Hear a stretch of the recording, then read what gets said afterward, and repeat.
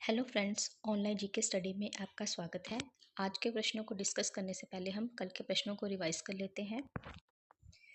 किसने ISSF Munich shooting विश्व cup में स्वर्ण पदक जीता है? सरबजोत सिंह ने। हाल ही में जारी क्यूबस वर्ल्ड यूनिवर्सिटी रैंकिंग 2025 में कौन शीर्ष पर रहा है? MIT। पीएम मोदी ने कितनी बार प्रधानमंत्री पद की शपथ ली है? तीसरी बार। विश्व प्रत्यायन दिवस कब मनाया गया है? 9 जून को। कौन सा उपग्रह पृथ्वी के तापमान की निगरानी करेगा? तृष्णा।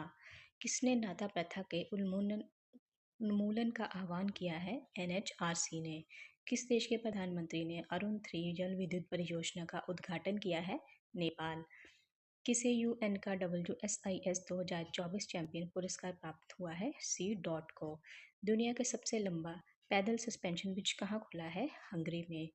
इनाडू ग्रुप और रामोजी फिल्म सिटी के संस्थापक का निधन हुआ है, उनका क्या नाम है? रामोजी राव। तो ये थे हमारे कल के वाले प्रश्न। तो शुरू करते हैं हम आज के प्रश्नों को। अंतर्राष्ट्रीय अभिलेखागार दिवस कब मनाया गया है? तो ये मनाया गया है ऑप्शन नंबर 4 9 जून को। प्रतिवर्ष 9 जून को अंतर्राष्ट्रीय अभिलेख दिवस का आयोजन किया जाता है। इसका आयोजन रिकॉर्डों और अभिलेखों के लंबे समय तक सुरक्षित रखने के महत्व के प्रति लोगों का ध्यान आकर्षित करने के लिए किया जाता है। वर्ष 2005 में संयुक्त राष्ट्र शैक्षणिक, वैज्ञानिक और सांस्कृतिक संगठन यानी यूनेस्को ने इस दिन को मनाने की घोषणा की थी। पहला अंतर्राष्ट्रीय अभिलेख दिवस 2007 में मनाया गया था। अगला प्रश्न है, हाल ही में स्लोवाकिया और किस देश ने शांतिपूर्ण चंद्र अन्वेषण के लिए आर्टेमिस समझौते पर हस्ताक्षर किए हैं? ये किए हैं ऑप्शन नंबर 1 पेरू ने। पेरू और स्लोवाकिया ने 30 मई को नासा के आर्टेमिस समझौते पर हस्ताक्षर किए हैं। वे अंतरिक्ष के सुरक्षित अन्वेषण पर अमेरिका के नेतृत्व वाले समझौते में शामिल होने वाले तेजी से बढ़ते देशों में नवीनतम बन गए हैं। पेरू 41वां बना है और स्लोवाकिया 42वां देश बना है। आर्टेमिस समझौते को नासा और 7 अन्य देशों द्वारा 2020 में लॉन्च किया गया था। बात करें, पेरू देश की राजधानी है लीमा, महाद्वीप है इसका, दक्षिण अमेरिका, और इसकी मुद्रा है सॉल। अगला प्रश्न है, हाल ही में अडानी ग्रुप किस देश की पवन ऊर्जा परियोजना में $1 अरब का निवेश करेगा? ये करेगा ऑप्शन 1 श्रीलंका में। श्रीलंका में भारतीय आवास परियोजना के अंतर्गत 1300 घरों का निर्माण औपचारिक शुभारंभ हुआ है। वनडे में दोहरा शतक लगाने वाले पहले श्रीलंकाई क्रिकेट प्रथम निशांका बने हैं। श्रीलंका और मॉरिशस ने UPI सर्विस को वर्चुअली लॉन्च किया है। भारत श्रीलंका के पर्यटक स्रोत के रूप में शीर्ष पर रहा है। नए भारतीय उपायुक्त संतोष राय ने श्रीलंका में पद ग्रहण किया है। तो ये थे श्रीलंका से रिलेटेड और भारत से रिलेटेड इम्पोर्टेंट फैक्ट। अगला प्रश्न देखते हैं, लगातार दूसरी बार सिक्किम के मुख्यमंत्री के रूप में किसने शपथ ली है? तो ये ली है ऑप्शन नंबर 2 प्रेम सिंह तामांग ने। सिक्किम क्रांतिकारी मोर्चा के अध्यक्ष प्रेम सिंह तामांग ने 10 जून 2024 को लगातार तीसरी बार सिक्किम के मुख्यमंत्री के रूप में शपथ ली। शपथ ग्रहण समारोह गंगटोक के पलजोर स्टेडियम में हुआ, जहां राज्यपाल लक्ष्मण प्रसाद आचार्य ने पद एवं गोपनीयता की शपथ दिलाई। बात करें, सिक्किम राज्य की राजधानी है गंगटोक, मुख्यमंत्री है प्रेम सिंह तामांग और राज्यपाल है लक्ष्मण आचार्य। अगला प्रश्न है, हाल ही में खबरों में देखा गया मोंगला बंदरगाह किस देश में स्थित है? तो ये है ऑप्शन नंबर 3 बांग्लादेश में। मोंगला बांग्लादेश का दूसरा सबसे बड़ा समुद्री बंदरगाह राजनीतिक रूप से बंगाल की खाड़ी से 62 किलोमीटर दूर स्थित है, जो सुंदरबन द्वारा सुरक्षित है। मोंगला में भारत की रुचि असम और त्रिपुरा जैसे पूर्वोत्तर राज्यों तक पहुंच में सुधार करेगी और परिवहन खर्च को कम करेगी। बात करें, बांग्लादेश की राजधानी है ढाका, प्रधानमंत्री है शेख हसीना और राष्ट्रपति है अब्दुल हामिद। अगला प्रश्न है, हाल ही में किसने पुरुष एकल का फ्रेंच ओपन 2024 का खिताब जीता है?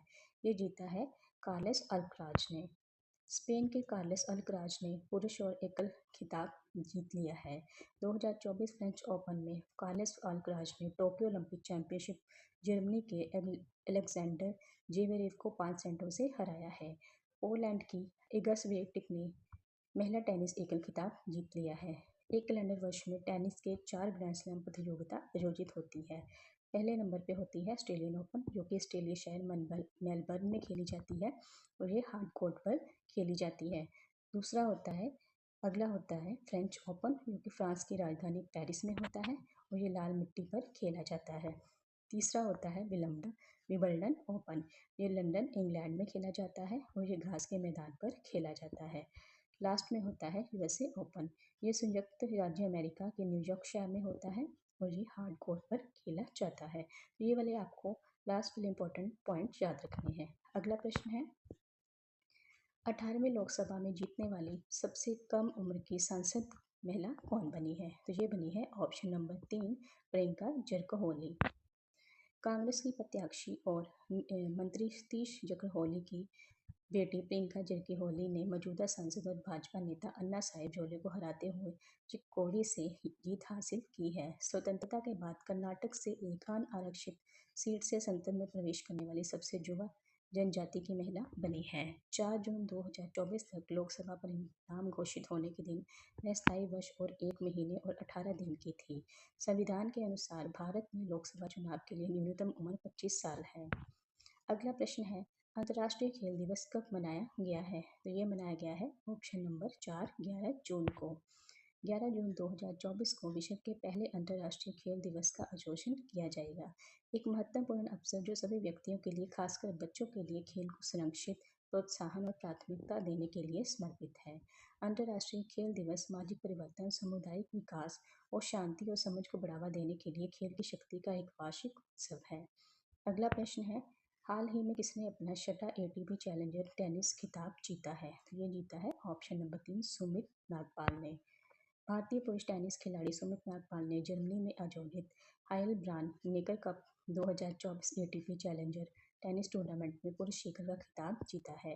एटीपी चैलेंजर्स टेनिस टूर्नामेंट में फाइनल में सुमित नागपाल ने स्विट्जरलैंड के अलेक्जेंडर रिचर्ड्स को 3 सेटों से हराया है।